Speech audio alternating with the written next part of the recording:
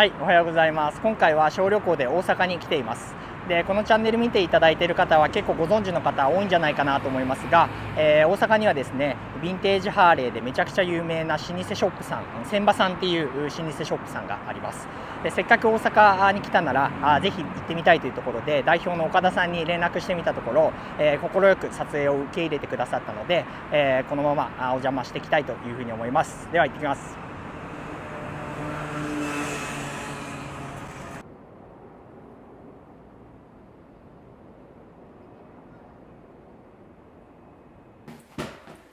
すごい。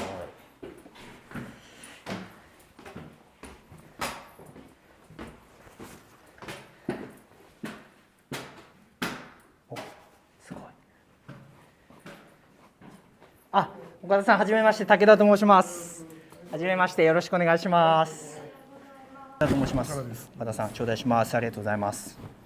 ナックルを東京のホゴーリックって横溝さんのとこで、はい、買って。あ、本当ですか。ありがとうございます。センスいいね。あ、若いのにね。あ、でも千葉さんとなんていうんですか、やっぱ純正と結構違うじゃないですか。チョッパーカルチャーというか。はいはい。あ、でも岡田さんも見てもやっぱかっこいいと思うんですね。憧れるし。僕アメリカにおったのが75年から4年ぐらいおったのかな。はい。だから彼が組んでるチョッパー、はい、その頃のもリアルタイム。そうかそうかそうか。でもあの人は僕よりもうんと若いから、はい、そうですね。センスいいわ。あの頃の景色をしてるなみたいな。はいはいはい。あ、千葉さんあれですよね。1947年からやられてるんですよね。すごいですよね。その時からバイク一本でやられてたんですか。そうやね。これをつけ出すといきなり僕はもう声が出ない。そんな緊張しないでいただいて大丈夫です。はい。うちの親父が1947年にWLA、あれを米軍から買い集めて、でそれを修理販売したのがスタートやね。最初は WLA だったんですね。そう WLA から。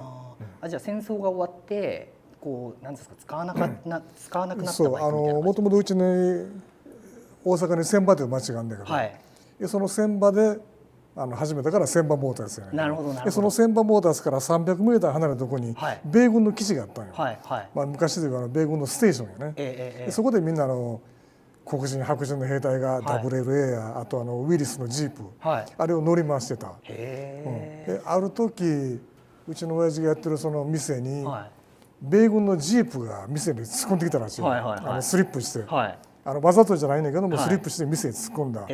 それの保証問題で親父がそのステーションに行っていろいろ話してる間にまあ WL が目について、そのまま交渉しだしたらしいよ。で当時東京横浜大阪から200台買い集めて、それを修理して販売したのがスタート。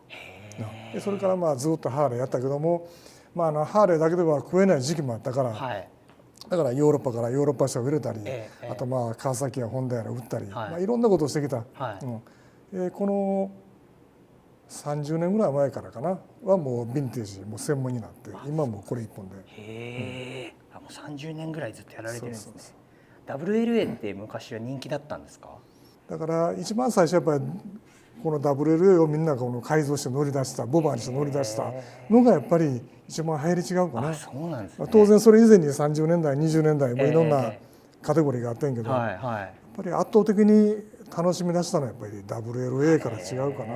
そうなんだ、面白い。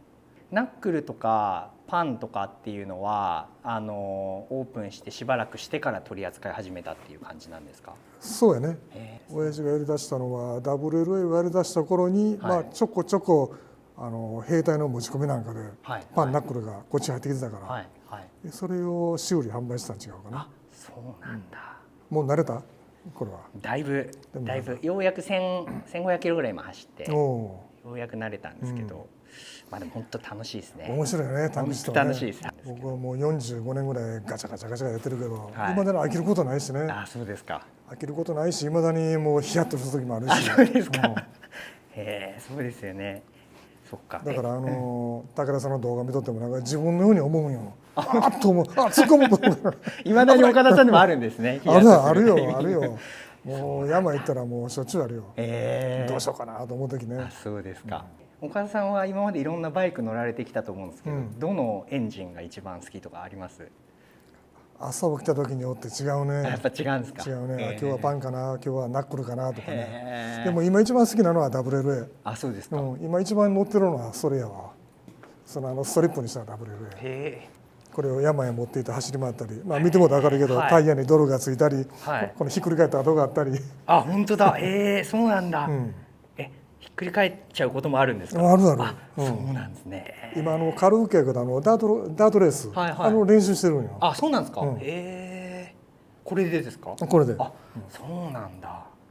そっち側は本当のもうレーサーやね。これ WD。かっこいいですよね。そっちがもうアルナップが持ってた WR。はい。向こうはイーブルクニーブルのスポーツスター。あれ代官山で見ました。あ、そう。はい、見に行きました。いやー、かっこいいな。このレーサーに憧れて結構バイクを買ったので。武田さんのあれ先生あれかっこいいあれ。本当かっこいい。嬉しいです。ありがとうございます。多分タンクは滝沢さんしようかな。あ、おっしゃる通りで。もともと滝沢さんのそんな感じやね。はい、バイクで。パーツももうめちゃくちゃあるんですね。いやいや、もうだいぶ減ってんねんけどね。今ほとんどないぐらい。もう結構この2、3年でいろいろ整理してきた。あ、そうなんですか。車両もパーツもね。これとかすごいですね。ホワイトホース。それが37年。37年。ホワイトホースやつ1930年代のアメリカのオイルメーカーやね。なんかじゃあ今で言うとなんかワコーズって入ってるとかそういう感じなんですか。その会社がなんかあれなんですか、スポンサーで入ってたみたいな感じですかね。いや、ただこれもデザインで書いてるだけ違う。そうなんだ。すごい。このペイントは古いペイントじゃないから、これはエイジングで。あ、これですか。10年ぐらい前のエイジングかな。全然わかんないですね。そう、まだ日本でエイジングが流行る前の時代ね。そうなんだ。今めちゃくちゃ流行ってますもんね。そうね。へえ、すっご。僕オリジナルも好きやし、レーサーも好きやし、ボバー、チョッパーも全て好きやからね。チョッパーとかも大好き。あ、そうなんですか。もともとチョッパー乗ったから。あ、へえ、知らなかったです。もともとチョッパー乗ってる時にオリジナルやら見て、あ、ええなと思ったの。あ、そうなんですね。一番最初のチョッパーはどういうチョッパー乗られてたんですか？ショベルやパンや乗ったね。へえ、あ、そうなんですか。ちょっと長めのやつ。あ、へえ、勝手なイメージでめちゃくちゃ純正をずっと乗られてるのかなと、思ってましたけど。多分みんなそういうイメージあると思う。はい、あ、そうなんですね。だから自分で言うのおかしいけど、自分でチョッパー乗ってる姿、一番似合ってるなと思うのよ。オリジナル乗ってるよりも。はい、あ、そうですか。チョッパー乗った時のこの独特の姿勢ってあるやん。はい、ありますね。あれが自分の姿勢があんねんけどね。この間インスタに出てた何でしたっけ、ダイスのチョッパー。あれもかっこいいね。めちゃくちゃかっこいいですね。ごめんなさい、勝手に千葉さんっぽくないなと思ってたんですけど、あれかっこいいですよね。あれとかもね。つい最近もアメリカでチョッパー何台か買ったし、あと川崎の Z1 も買ったし、もう自分の趣味ばっかりです。あ、いいですね。バイクはじゃあ今でも結構仕入れはされてるんですか？してるよ。来月再来月でも10台ぐらい入ってくるのかな。あ、すごいですね。それは岡田さんが直接行かれるんですか？いや、もう全然行ってない。コレクター同士でつながりで写真送ってもらったり、今はもう動画やら使えるからね。そうですよね。そっかそっか。もうじゃあそこは強い昔からの付き合いがあってっていうことですよね。結構やっぱ台数とかもかなり減ってきてますか？まあアメリカにもいいものはまだあんねんけども、値段が高いですか？もうとんでもない。もう僕らの時代と全然違う。あ、そうですか。結構右肩上がりに上がってた感じなんですか？それとも結構ぐんとなんか。僕は1977年からずっとこれ見てきてんねんけど、もうずっと右肩上がりやね。けどこの2、3年でぐんと上がってるね。やっぱそうなんですか。僕が初めてナックル乗ったりしてもらったらアメリカからだいたい4、5千ドルだったからね。本当ですか？そう。4、5千ドル、ちょうど76年、77年。だからショベルの買えない連中が中華車としてナックル買ってたんよ、僕らがね。そういうことですか？じゃあ今みたいに。今も逆転しとるからね。ですよね。古いから価値があるっていうか、本当に型落ち車みたいな感じだったんですね。そうやろね。そう。すごい時代だな。なんでそんな上がったんですかね。雑誌いわく僕らがこれ仕掛けてきて、このヴィンテージを盛り上げた、特にホットバイクの池田さん、あの人がいろいろ協力してくれてね、あの頃からやっぱり盛り上がってきたんちゃうかな、このヴィンテージバイクがね。そうですよね。まだ誰もやってない頃からAVCC のレースやったりね、あんの僕らが最初やったやつよ。あ、そうなんですね。あれいつからやってるんですか？いつからやったかな、もう30年ぐらい前。そんな前。30年近く前かな。へえ、あ、そうなんだ。千里浜とかああいうビーチレース系出られたことある？千里浜はうちの仲間が何台か出てる。あ、そうですか。去年も出たし。あ、本当ですか。来月かなんか茨城かあっちであるんやね。ありますね。あれも3台ぐらい出るのかな。これも出るわ、26番。そうなんだ。これも見に行きたいなと思ってるんで。これは千葉さんの持ち物なんですか？いや、これもともと僕の持ち物だけど今仲間が乗ってくれて。あ、そうなんですね。もう一人はこれも出るしね。これが早い。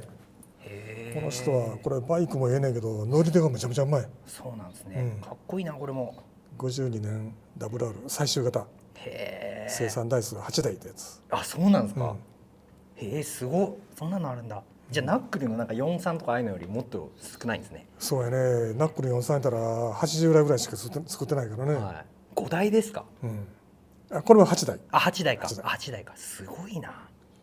武田さんのは何年？41ですね。41。EL、まあ EL しかないから EL ですね。